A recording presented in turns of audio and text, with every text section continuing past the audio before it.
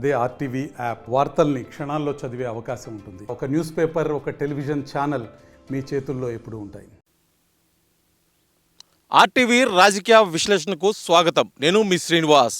తెలుగు రాష్ట్రాల్లోని ఆంధ్రప్రదేశ్లో వేసవి వేడి స్టార్ట్ కాకముందే కూడా ఎన్నికల వేడైతే ప్రారంభమయ్యాయని చెప్పాలి. ముఖ్యంగా ప్రధాన పార్టీలు అభ్యర్థుల కూర్పులు, మార్పులు, చేర్పులు, అదేవిధంగా పొత్తులతోటి బిజీగా ఉంటూ 2024కు ఎన్నికల సిద్ధమవుతున్న ఈ తరుణంలో ప్రకాశం జిల్లాలోని ఎర్రగొండపాలెం నియోజకవర్గంలో రాజకీయ వేడి మరీ ఘాటుగానే ఉంది.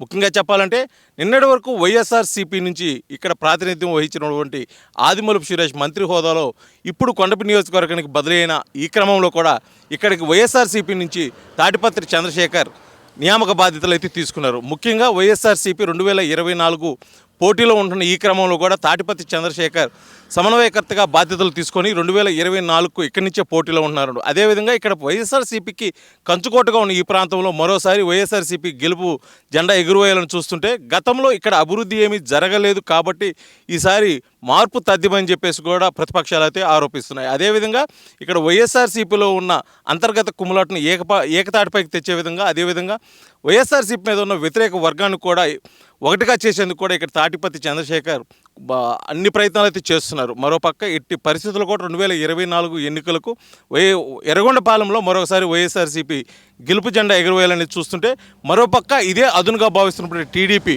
ఎప్పుడూ అందన ద్రాక్షలో ఉన్నటువంటి టీడీపీకి ఇక్కడ విజయం. ఈసారి మటుకి ఖచ్చితంగా ఎర్రగొండపాలెంలో టీడీపీ అదేవిధంగా జనసేన పొత్తులో భాగంగా కూడా ఇరువురు కలిసి ఈసారి ఎర్రగొండపాలెంలో కొత్త జెండాను అయితే ఎగురవేయాలని చెప్పి చూస్తున్నారు. ఆ జెండా టీడీపీ జెండానా లేకపోతే జనసేన జెండా అనేది మరికొన్ని రోజుల్లో తెలిసిపోతుంది.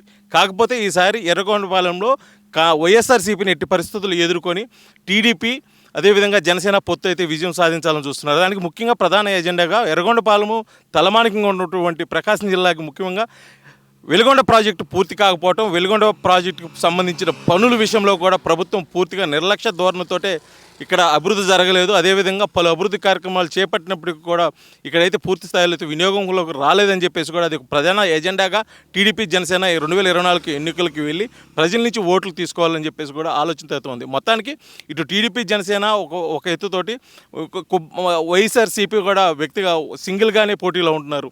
మొత్తానికి ఇటు పొత్తులో ఏ విధంగా వీరు ముందుకు వెళ్తారో అదేవిధంగా సింగిల్గా పోటీలో ఉన్నటువంటి వైఎస్ఆర్సీపీ ఏ విధంగా ముందుకు వెళ్ళబోతుంది అనేది కూడా ఇక్కడ పెద్ద చర్చనీయాంశమే ఉంది.